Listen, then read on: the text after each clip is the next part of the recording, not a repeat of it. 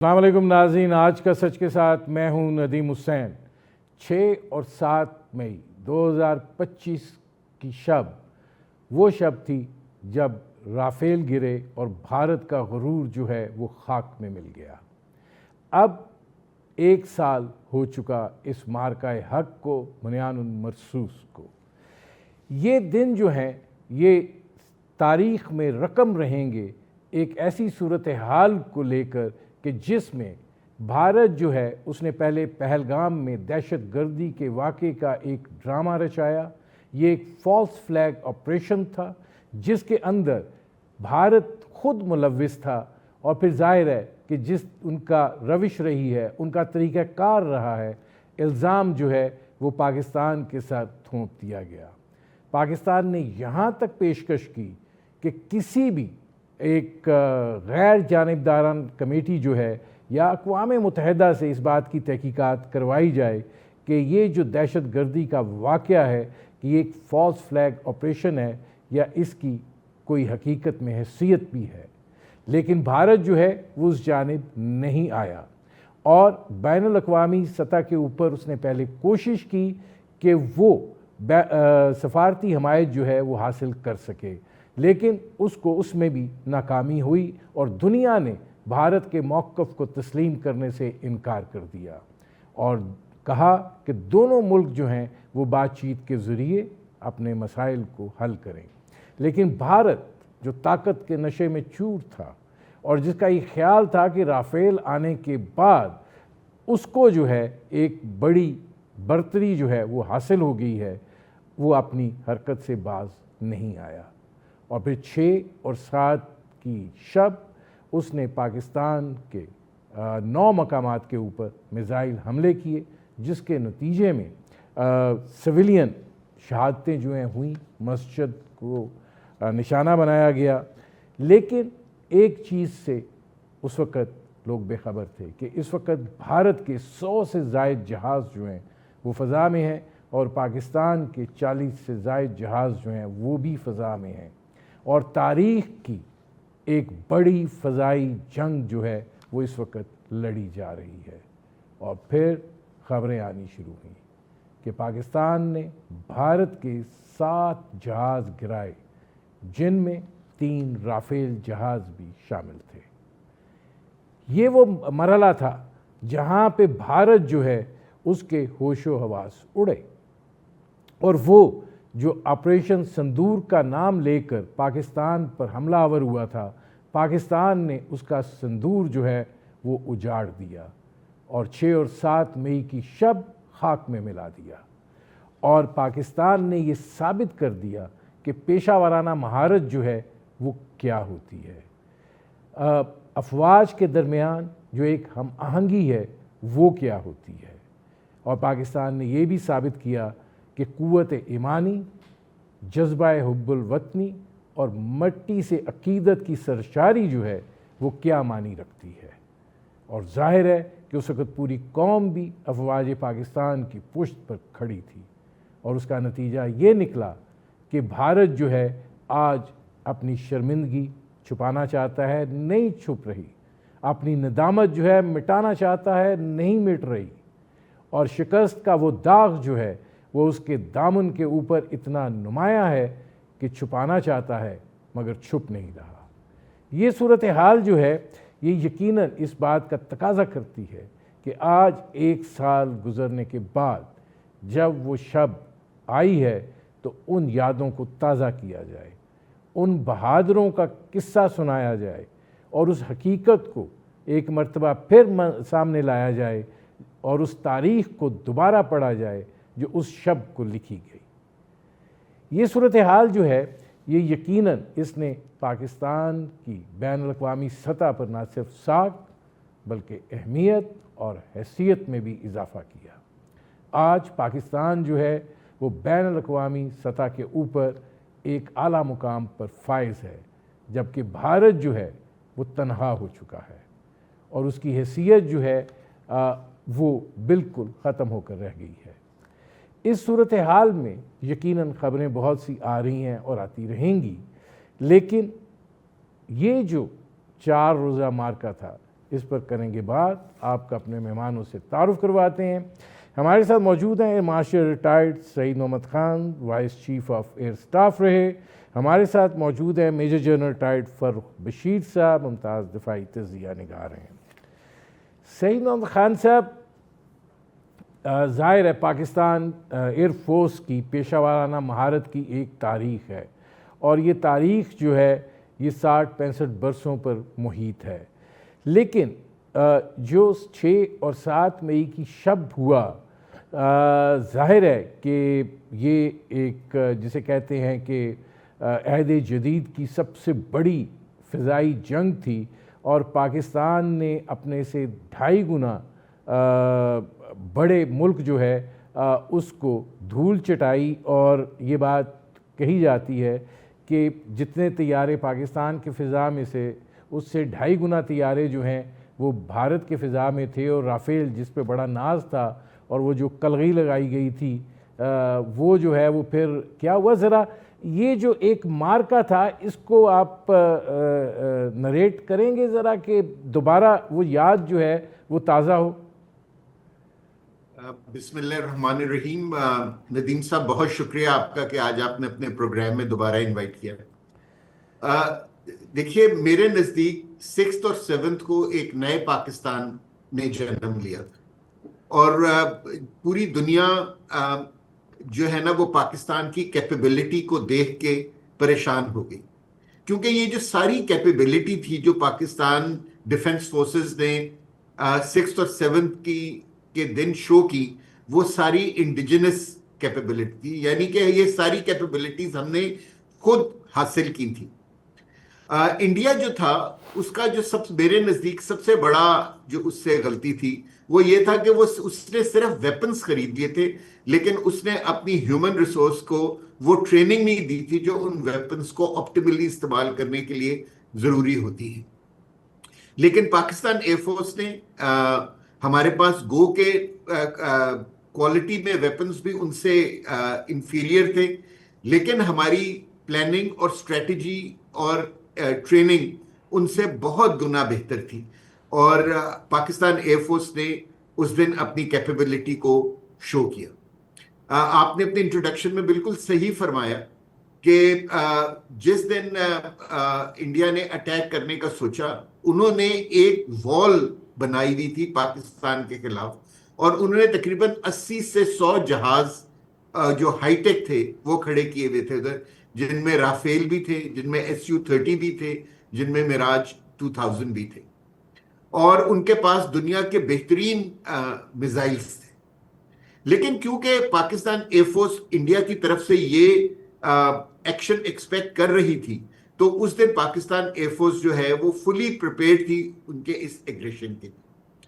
Pakistan air force ने पिछले 20-25 साल में नदीम साहब अपनी कैपेबिलिटी को बहुत बढ़ाया है। हमने ना सिर्फ हमारे पास इस वक्त बेहतरीन AEW एयरक्राफ्ट यानी अर्ली वार्निंग एयरक्राफ्ट है, हमारे पास बेहतरीन फाइटर्स भी हैं, और हमारे पास सबसे बेहतरीन पायलट्स और एयर डिफेंस कंट्रोलर्स भी हैं। उस दिन इंडिया के मुकाबले में कोई 80 जहाज़ों के अगेंस्ट हमने सिर्फ 36 जहाज अपने लॉन्च किए थे, और हमने एक मरतबा भी नदीम साहब इंटरनेशनल बॉर्डर या लाइन ऑफ कंट्रोल जो है उसको क्रॉस नहीं किया। और जब 6 जहाज गिर गए तो मेरा एयरफोर्स की जो सीनियर कमांड है उसने पायलट्स को रोक दिया शूट करने से, क्योंकि इतने जहाज उनके गिर रहे थे कि ये खतरा हो गया था कि कहीं ये एस्केलेशन लेडर पर हम इतने ऊपर ना चले जाएं कि इंडिया न्यूक्लियर वेपन का इस्तेमाल के बारे में सोचने लगे। सो मेरे ख्याल में 6th और 7th को एक ऐसे पाकिस्तान ने जन्म लिया कि जो बहुत स्ट्रॉन्ग था, जो कि क्या कहते हैं, जितने हमारे सोशल इंटरनल डिफरेंसेस थे वो खत्म हो गए थे। हम एक सीसा पिलाई हुई दीवार ऐसे बन गए थे। मैं आता हूँ सईद साहब। जनरल साहब, ये फरमाइएगा कि ये जो 4 दिन हैं, इन्होंने पाकिस्तान की जो सलाहियत है और फिर पाकिस्तान का बैनुल अक़वामी सतह पर मुकाम है उसको सरबुलंद किया। ये बड़ा एक फैसला कुन मरहला था और जाहिर है कि उस वक़्त एक बड़े मजबूत असाब और एक जिसे कहते हैं कि बरक रफ्तार फ़ैसला साजी की जो है वो ज़रूरत थी। आप कैसे देखते हैं कि वो जो एक फ़ैसला साजी थी उसने ये तारीख़ का धारा मोड़ दिया? नदीम साहब, पहले तो मैं थोड़ा सा कमेंट करूंगा जो एयर मार्शल साहब ने फरमाया कि वेपन्स या जो आपका वॉर मटेरियल है या वॉर का आपका वेयरविदल है, उसके साथ साथ आपकी मैन पावर क्या है, आपकी ट्रेनिंग क्या है, आपकी मोटिवेशन लेवल क्या है, वो एक बहुत बड़ा फ़र्क डालती है। और वो अल्लाह के फजल से तीनों जंगों में हमारी पाकिस्तान एयरफोर्स ने वो ज़ाहिर कर दिया है कि मोटिवेशन लेवल और कॉम्पिटेंस और प्रोफेशनलिज्म में वो इंडिया से कहीं आगे हैं। दूसरी जो आपने बात की कि ये 4 दिन जो थे, इनसे पाकिस्तान का पूरी दुनिया में वक़ार बुलंद हुआ। और उस वक़ार बुलंद होने की 2 बेसिक वजह थी। एक, लोगों को हमारी जो मिलिट्री कैपेबिलिटी है उसके बारे में कुछ शकूक व शुबहात थे कि जो ये क्लेम करते हैं इनके पास है या नहीं है। और उससे भी बड़ा जो उनको शक था वो ये था कि आया इनमें वो रिजॉल्व है कि ये चीज़ यूज़ करेंगे या नहीं करेंगे। वो एक्सपेक्ट यही कर रहे थे और हमारे कुछ दोस्त ममालिक भी एक्सपेक्ट कर रहे थे कि इंडिया ने जो एग्रेशन की है, पाकिस्तान उसके ऊपर खामोश हो जाएगा या जवाब इफेक्टिव नहीं देगा। लेकिन हमारी लीडरशिप ने एक बड़े मजबूत तरीके से और बड़े डेयरिंग तरीके से एक ऐसा जवाब दिया जिससे इंडिया ने एक किस्म का स्टंट होकर रह गए। और वो इस रिस्पॉन्स के आगे उनके पास आगे से कोई ऑप्शन बाकी नहीं रही थी, तो जिसकी वजह से पाकिस्तान को एक बहुत बड़ा क्लियर अपर हैंड मिला इंडिया के ऊपर। और उससे पूरी दुनिया में पाकिस्तान का वक़ार बुलंद हुआ और वो अभी तक हम उस वेव के ऊपर चल रहे हैं। ठीक है नाज़रीन, हमारी गुफ्तगू जारी है। वक्त हुआ है एक मुख्तसर से कमर्शियल ब्रेक का। मिलते हैं इस वक्फे के बाद। Welcome back. अच्छा सईद साहब, ज़ाहिर है आपकी एयर चीफ से भी बात हुई होगी और वो जो 6 और 7 की शब थी, क्या सोच पाई जा रही थी और जो कुछ हुआ, ज़ाहिर है कि उसने इंडिया को भी जो है वो बिल्कुल जिसे कहते हैं एक शॉकिंग कैफियत में ले गया। और फिर 2 दिन उनकी एयरफोर्स जो है वो ग्राउंड हो गई और वो जहाज़ भी बहुत पीछे ले गए। तो ये क्या सिचुएशन उस वक़्त क्या थी? पाकिस्तान एयरफोर्स ने नदीम साहब ये जो जंग लड़ी है 2025 में, ये बिल्कुल एक नॉन कन्वेंशनल तरीके से लड़ी है। आज तक पहले दुनिया में कभी बीवीआर वर्सेस बीवीआर कॉम्बैट नहीं हुई है किसी भी कंट्री ने, including China and America. So therefore हमारे पास कोई इस तरह की यानी कि वाकयात नहीं थे हमारे सामने कि जिससे हम लेसन ड्राइंग करते और अपने आप को बेहतर करते। पाकिस्तान एयरफोर्स ने जब अब स्ट्रेटेजाइज किया था कि अगर इंडिया 2019 के बाद हमारे पास आया और उसने हम पे अटैक किया तो उसके पास कौन से वेपन सिस्टम्स होंगे और उन वेपन्स को कितने बेहतरीन तरीके से काउंटर किया जा सके। उसके लिए पिछले 8 से 10 सालों में पाकिस्तान एयरफोर्स ने हायर सेंटर्स ऑफ लर्निंग बनाए जो पाकिस्तान एयरफोर्स की एयर स्टाफ को यानी कि गाइड करते हैं कि कौन से वेपन्स इंडक्ट होने चाहिए, उन पे ट्रेनिंग किस तरह होनी चाहिए और किन कंट्रीज से वो ट्रेनिंग करनी चाहिए। दूसरी चीज ये थी कि एयरफोर्स ने 4 नई कमांड्स बनाई, space command, EW command, cyber command और यूएवी कमांड आप कह लें, जिनको हम कहते हैं कि अनमैन्ड फोर्स कमांड। ये बने, ये 4 कमांड्स बने। और इन चारों कमांड्स को जो हमारा बेसिक फाइटिंग एलिमेंट है जो कि जहाज और एयर डिफेंस कंट्रोलर्स हैं, उनके साथ इंटीग्रेट किया विद अ लिंक, और आप कहेंगे एक ऐसे कनेक्शन के साथ जो टोटली पाकिस्तान मेड था। इंडिया या कोई और कंट्री जो इंडिया को असिस्ट करती थी वो उस कम्युनिकेशन लिंक को ब्रेक नहीं कर सकते थे। इस वजह से आप देखें कि जब हमने अपनी ईडब्ल्यू कमांड और साइबर कमांड को एक्टिवेट किया 6 और 7 की दरमियानी रात को, तो इंडिया के जितने कमांड सेंटर्स थे उनका अपने जहाजों से ताल्लुक खत्म हो गया। उनके जितनी आपस में कम्युनिकेशन थी वो जैम हो गई। जितने पावर प्लांट्स थे जो कि उनके कमांड सेंटर्स को बिजली प्रोवाइड कर रहे थे, वो सारे कमांड सेंटर, सारी पावर प्लांट्स वो बंद हो गए और इंडिया में एक टोटल कंफ्यूजन फैल गई। और इतनी कंफ्यूजन फैल गई नदीम साहब के जो उनके हाई टेक एयरक्राफ्ट थे लाइक राफेल, जिनको अमूमन थर्ड टियर बेसिस के ऊपर रखा जाता है, उनको मजबूरन फ्रंट टियर बेसिस के ऊपर लाइक पठानकोट के ऊपर लैंड कराना पड़ा, उनको रिफ्यूल करवाना पड़ा और फिर वापस भेजना पड़ा, क्योंकि पायलट्स को समझ में नहीं आ रहा था कि हमारे साथ हो क्या रहा है। क्यों? और इसकी मेजर वजह यह थी कि पाकिस्तान एयरफोर्स जो जंग लड़ रही थी वो उस तरीके से नहीं लड़ रही थी जिस तरह इंडियन एयरफोर्स एक्सपेक्ट कर रही थी। मैं आपको सिर्फ एक एग्जांपल देना चाहूंगा नदीम साहब। 5 मई 2025 तक जो लॉन्गेस्ट शॉट है एरियल कॉम्बैट में, वो अमेरिकन एयरफोर्स ने इराकी एयरफोर्स के खिलाफ जब 1991 में उन्होंने डेजर्ट स्टॉर्म किया था, उस वक्त एक ली थी उन्होंने एक इराकी फाइटर के ऊपर। लेकिन 7th की सुबह पाकिस्तान एयरफोर्स ने इस वर्ल्ड रिकॉर्ड को डबल कर दिया टू 198 किलोमीटर्स, और जो मिसाइल इस्तेमाल हुआ PL-15 उसकी कैपेबिलिटी ही कोई 200 किलोमीटर।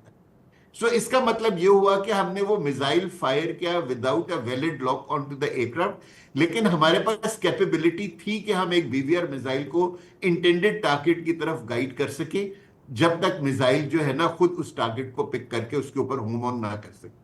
सो पाकिस्तान एयरफोर्स ने एक्चुअली उस दिन दुनिया को BVR मिसाइल से लड़ने का तरीका सिखा दिया। मैं आता हूँ सईद साहब। अब जनरल साहब ये फरमाइएगा कि ज़ाहिर है पाकिस्तान ने अपनी मिसाइल टेक्नोलॉजी जो है उसका भी इस्तेमाल किया और उसके नताइज जो हैं वो भी हासिल हुए। इसके साथ साथ इंडिया की तरफ से जो ड्रोन्स आए उनको भी तमाम के तमाम को जो है वो नाकारा बनाया गया और वो हदफ पर पहुंचने पर जो है वो नाकाम रहे। तो ये सारे फैक्टर्स जो हैं, आप क्या समझते हैं कि अफवाज पाकिस्तान जो हैं वो उस जदीदियत की तरफ पहुंच चुकी थी? और ये जो कहा जाता है कि 70 साल भारत को ही पढ़ते रहे हैं कि क्या करना है और क्या नहीं करना, फिर उसका अक्स भी दिखाया गया।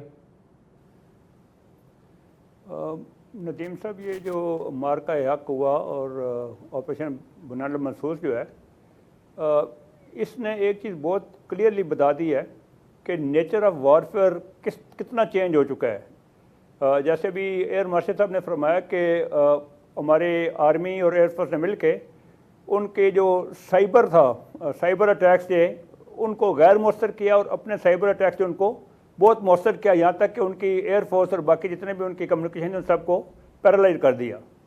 और इसी तरह जो हमारे जब हमने मिसाइलों से वापस उनको जवाब दिया तो हमारे मिसाइल लिथैलिटी में और प्रेसिजन में उनके मिसाइलों से बहुत बेहतर थे। इसलिए जिस टारगेट इंटेंडेड था उसको डिस्ट्रॉय किया और जितने भी उनके ड्रोन पाकिस्तान की तरफ आए, हमारे एयर डिफेंस सिस्टम जो आर्मी का था उसने उनको गिरा दिया और उनसे कोई पाकिस्तान को नुकसान नहीं पहुंच सका। तो ये एक नेचर ऑफ वॉरफेयर जो है वो ट्रांसफार्म हो गई है और अभी ये खाली फ्रंट लाइन के ऊपर जंगें नहीं लड़ी जाएंगी, बल्कि ये जंगें अभी डेप्थ में मिसाइल के साथ, ड्रोन के साथ और UAV के साथ लड़ी जा रही हैं। अच्छा, इसमें जन साहब ये फरमाइएगा कि ज़ाहिर है कि जो इंडिया को बड़ा अपना वो ब्राह्मोस पे नाज है, तो जब उन्होंने पाकिस्तान की तरफ ब्राह्मोस चलाए तो वो जो DGISPR थे वो उन्होंने बताया कि 2 तो उन्होंने अपने ही पंजाब में गिरा दिए, 1-2 जो है वो क्रॉस करके अफ़गानिस्तान में निकल गया और फिर एक जो नूर खान एयर बेस पे गिरा वो तो मैंने ख़ुद विटनेस किया है जाके, क्योंकि मैं करीब ही रहता हूँ। तो वहाँ पे लोग इस तरीके से जमा थे और वो बाउंड्री वॉल के पास गिरा हुआ था जिसको बड़ा हवा बना के पेश किया गया, बाद में क्लेम करने की कोशिश की गई। तो ये जो सारी चीज़ें हैं ये इस चीज़ को आश्कार करती हैं कि पाकिस्तान जो है वो अब फ़ौजी सलाहियत में तादाद के एतबार से उतना बड़ा ना हो, लेकिन क़ुव्वत के एतबार से बहुत मजबूत है। ये बिल्कुल नदीम साहब वैसे ही है कि हमारी न्यूमेरिकल स्ट्रेंथ जो है उनके मुकाबले में नहीं है, लेकिन हमारी कैपेबिलिटी जो है वो उनसे ज़्यादा शार्प है। और जो अभी पहले जिक्र हो रहा था कि किसी भी दो जब एडवर्सरीज होते हैं तो उनकी ये एफर्ट होती है कि दुश्मन के सफ़ों में कन्फ्यूजन फैलाई जाए। अभी इस पॉइंट की तरफ थोड़ी देर पहले सईद साहब ने भी इशारा किया कि वो टोटल डिसऑर्डर में थे, और जब किसी भी आर्मी का या किसी फोर्स का जब उनका कमांड एंड कम्युनिकेशन फेल होने शुरू हो जाए तो फिर उनके तकरीबन हर चीज़ फेल होती है। तो ये ब्रह्मोस के साथ भी ऐसे ही हुआ कि जब वो जैम होने शुरू हो गए तो उसके बाद उनके इफेक्टिवनेस और उनकी प्रेसिजन जो है वो इफेक्ट होने शुरू होगी। अच्छा, इसमें सईद साहब ये फरमाइएगा कि इन टोटलिटी अगर आप सिचुएशन को एनालाइज करें तो ज़ाहिर है कि भारत ने उस वक़्त 9 मकामात के ऊपर जो हैं वो मिज़ाइल फेंके थे, और ज़ाहिर है कि सिविलियन आबादी जो है उसको नुकसान हुआ था, और हमारी सिविलियन शहादतें जो हैं वो भी हुई थी। और पाकिस्तान ने इस चीज़ को वाज़े किया था कि ये मासूम शहरी हैं और ये मस्जिद है या दीगर जगह हैं जिनको नुकसान पहुंचाया गया, और फिर बैनुल-अक़वामी मीडिया को वहाँ ले जाया भी गया था। आप अब कैसे देखते हैं कि भारत जो है उन 4 दिनों में इन टोटलिटी उसको बड़ी वाज़े शिकस्त का सामना करना पड़ा? बिल्कुल नदीम साहब, देखिए, जो इंडिया ने अपने बारे में एक तख़य्युली ख्याल लोगों के दिमाग में डाला हुआ था, मेरे ख्याल है कि वो जो है ना, इंडिया का इमेज दुनिया के हर शख्स के ऊपर आश्कार हो गया। उनको ये पता चल गया कि इंडिया एक ऐसी कंट्री है जो अपने पॉलिटिकल मकासद के लिए वो अब लोगों को मारना भी जायज समझती है। और जब उन्होंने पाकिस्तान के ऊपर इल्जाम लगाया 22 अप्रैल को, तो आपने देखा होगा कि पाकिस्तान ने ना सिर्फ बायलैटरल बल्कि इंटरनेशनल इंक्वायरी की भी ऑप्शन ना सिर्फ इंडिया को दी बल्कि यूनाइटेड नेशन सिक्योरिटी काउंसिल की सब कंट्रीज को भी दी कि जी कि आप एक कमेटी बना दें और वो इन्वेस्टिगेशन करें। लेकिन जब इंडिया कोई प्रूफ नहीं दे सका तो दुनिया को यह एहसास हो गया कि ये फॉल्स फ्लैग ऑपरेशन था। और उसके बाद से आप देखें कि इंडिया का जो स्टेचर है वो पूरी दुनिया में एक डिक्लाइन हम देखते हैं कि दुनिया का कोई कंट्री अदर देन इजराइल उनको दोस्त नहीं मानती। दुनिया की कोई कंट्री अब इंडिया की जो मीडिया है उसके ऊपर बिलीव नहीं करती। दुनिया की कोई कंट्री जो है, जो इंडिया पाकिस्तान के बारे में स्टेटमेंट्स देते हैं, उनके ऊपर उनके साथ खड़ी नहीं हुई। सो क्योंकि उन्होंने ये पहलगाम करके दुनिया पर ये आश्कार कर दिया कि वो एक ऐसी कौम है कि जो क्या कहते हैं कि किसी अपने मकासद हासिल करने के लिए कि बहुत, यानी कि वो जिसको कहते हैं ना, झुक सकती है या गिर सकती है। सो मेरे ख्याल में जो मार्का हक था वो ना सिर्फ हमारी मिलिट्री फतह थी बल्कि इंडिया का एक डिप्लोमेटिक डिक्लाइन की शुरुआत भी थी। और आज जो हम इंडिया को जिस पोजीशन पर देख रहे हैं वो ये सारी कहानी 6 मई 2025 को शुरू हुई थी। नाज़रीन, हमारी गुफ्तगू जारी है। वक्त हुआ है एक मुख्तसर से कमर्शियल ब्रेक का। मिलते हैं इस वक्फे के बाद। Welcome back. अच्छा जन साहब, ये फरमाइएगा कि भारत जो है वो अपनी शरंगेज़ी से तो बाज नहीं आ रहा, उनके बयानात जो हैं वो भी बड़े जारहाना होते हैं और दिए चले जा रहे हैं, और हिंदुत्व का फ़लसफ़ा जो है उसको लेके भारत जो है अब एक दहशतगर्द मुल्क के तौर पर जो है वो उभर रहा है। और ज़ाहिर है कि जब वज़ीर आज़म ही जो है वो बैनुल-अक़वामी सतह पर तस्लीम शुदा दहशतगर्द हो तो फिर सूरत हाल जो है वो क्या होनी है। लेकिन एक कौमी सलामती से मुतल्लिक अमरीकी थिंक टैंक है, उसका ये कहना है कि पाकिस्तान और इंडिया के दरमियान जो है एक और जंग जो है वो हो सकती है, और उन्होंने उसका बड़ा ख़दशे का इजहार किया है और बड़े उसके कॉन्सिक्वेंसेस जो हैं वो बताए हैं। तो आप क्या समझते हैं कि जो कुछ बुनियान मरसूस में हुआ उसके बाद इंडिया दोबारा ये गलती करेगा? नदीम साहब, जहाँ हमें अपनी फतह जो है उसको सेलिब्रेट करना चाहिए, वहीं हमें अपने दुश्मन को ज़रूरत से ज़्यादा अंडर एस्टिमेट भी नहीं करना चाहिए, क्योंकि वो एक वक्त में अपने आप को शो ऐसे कर रहे थे जैसे वो रीजनल पावर हैं, और वो अपने आप को कम अज़ कम चाइना के साथ इक्वेट कर रहे थे। और जब उनको अपने से काफ़ी छोटे मुल्क से मार पड़ी है तो वो इस शिकस्त को भूलेंगे तो नहीं। मैंने एक दफ़ा पहले भी एक टॉक शो में कहा था कि मेरी नज़र में अभी डायरेक्ट कन्फ्रंटेशन शायद उसका चांस कम है अगर उनमें थोड़ी सी अकल है, लेकिन वो हमें इंटरनल फ्रंट के ऊपर हिट करते रहेंगे। हमारे वेस्टर्न बॉर्डर के ऊपर बलूचिस्तान में इधर वो शरंगेज़ी जो है उसको आवाज़ दी हुई भी है उन्होंने, और तेज़ करेंगे। लेकिन अगर वो मुस्तकबिल में ये गलती दोबारा करते हैं तो मेरे ख्याल में पाकिस्तान का रिस्पांस पिछले रिस्पांस से और ज़्यादा इफेक्टिव होगा, और ये दोनों मुल्कों के लिए काफ़ी तबाहकुन सिचुएशन हो सकती है। तो अगर उनको थोड़ी सी अकल हो तो वो दोबारा डायरेक्ट कन्फ्रंटेशन की तरफ मेरी नज़र में नहीं आएंगे, लेकिन फिर भी हमें दुश्मन को अंडर एस्टिमेट नहीं करना चाहिए। लेकिन इसमें जन साहब ये फरमाएगा कि पाकिस्तान जो है ज़ाहिर है अपने मिसाइल तजर्बे भी कर रहा है, नेवी को बहुत मजबूत किया जा रहा है, हंगोर आबदोज जो है वो शामिल हुई है और बाकी भी आ रही हैं और बड़े तेज़ी के साथ वो जो है वो पाकिस्तान की फ़्लीट का हिस्सा बनेंगी। एयरफोर्स अपनी जगह पे एक ऐसी जिसे कहते हैं ताकतवर पोजीशन में है।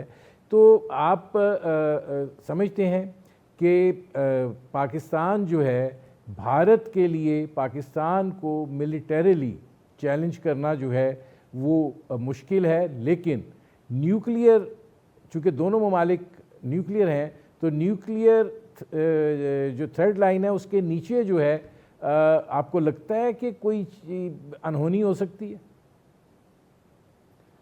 यही उनकी खाम ख्याली रही है जब से दोनों मुल्क जो है न्यूक्लियर पावर बनी है।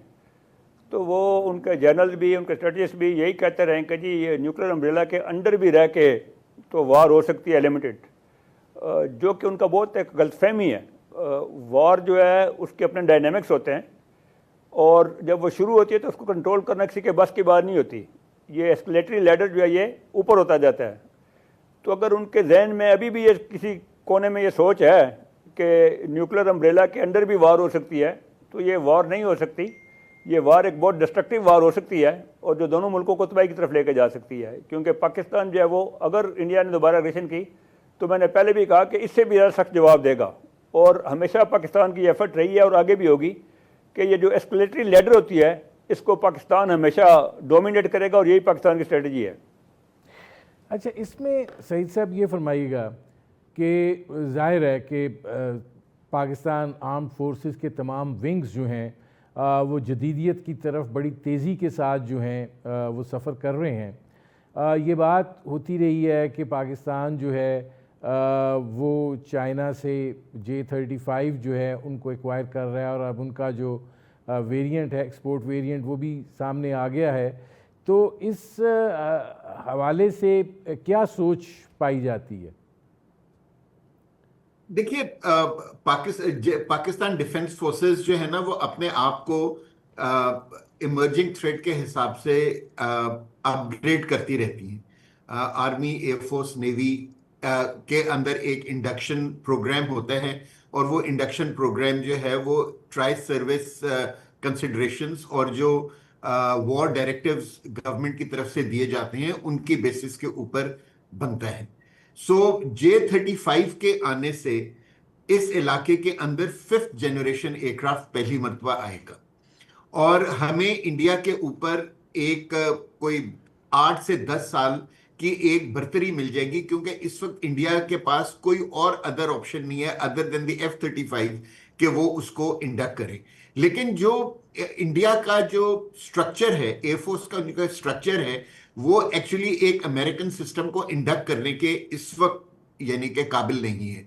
उनको पहले अपने स्ट्रक्चर को अपग्रेड करना पड़ेगा और फिर F-35 क्लास के फाइटर को इंडक्ट करना पड़ेगा। सो पाकिस्तान एयरफोर्स को एक बहुत अच्छी यानी कि कैपेबिलिटी मिल जाएगी, और जो जिस तरह जनरल साहब ने कहा है कि जो एक फ्यूचर वॉर है वो उतनी दूर इंडिया और पाकिस्तान की वो चली जाएगी।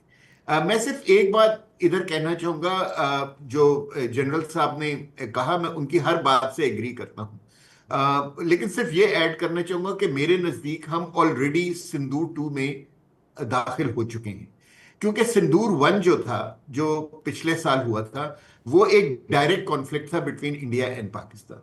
लेकिन इंडिया ने उसके बाद से हमें एक इनडायरेक्ट कॉन्फ्लिक्ट के अंदर इंगेज कर लिया है through our western border and from Afghanistan.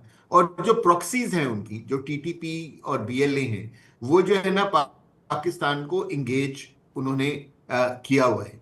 सो मेरे ख्याल में जो हमारी स्ट्रेटेजी है on a western front also, वो भी बहुत सक्सेसफुल रही है। आपने देखा कि पिछले 1-2 महीनों में जो बहुत पाकिस्तान के अंदर जो टेररिस्ट एक्टिविटीज हो रही थी, उनमें कमी आई है। वो इसलिए कि हमने एक आर्मी हाथ से, हमारी लीडरशिप ने अफगानिस्तान वाले इशू को भी टैकल किया है। सो अगर हमें हमेशा इंडिया को जो है ना ये समझना चाहिए कि इंडिया आराम से नहीं बैठेगा नदीम साहब, वो कोई ना कोई हरकत करता रहेगा पाकिस्तान के साथ, ताकि अपनी जो है ना वो जो उनकी इज्जत खो गई है उसको वो दोबारा हासिल कर सकें। वो तो लेकिन इंशाल्लाह हमारी डिफेंस फोर्सेस जो जी, हैं वो इंडिया लेकिन को कभी लेकिन इसमें सही साहब ये फरमाइएगा कि एक तो जाहिर है कि आपने J-35 की बात की है, कब तक ये एक्सपेक्टेड हैं, बड़ी इसके ऊपर जो है बात हो रही है, फिर इसके साथ PL-17 मिसाइल्स जो हैं उनकी भी बात हो रही है, फिर वो JS-500 की भी बात हो रही है। तो ज़रा बताएंगे ये क्या है पैकेज? जी, देखिए, ये पैकेज अभी तक एयरफोर्स ने या पाकिस्तान डिफेंस ने सर्विसेज ने इसको आउट तो नहीं किया, लेकिन जहां तक मेरी अंडरस्टैंडिंग है, मेरा ख्याल है कि हम मिनिमम 30 से 35 जहाज J-35 क्लास के लेना चाहेंगे, और वो चाइना रेडी है हमें देने के लिए। लेकिन इन जहाज़ों के साथ हमें PL-17 मिसाइल भी चाहिए होगा, क्योंकि ये जहाज जो है इनके एक्सटर्नल बेस नहीं होती, इनके इंटरनल बेस के अंदर ये मिसाइल्स कैरी करते हैं, और इसी वजह से ये टोटली स्टेल्थ होते हैं। सो अगर हमने इंटरनल बे के अंदर मिसाइल्स कैरी करने हैं और डीप इनसाइड इंडिया स्ट्राइक करनी है, तो हमें जो J-35 उनके रेल शेप में चाहिए होगा, यानी कि हमें एक डिग्रेडेड पैकेज नहीं चाहिए होगा।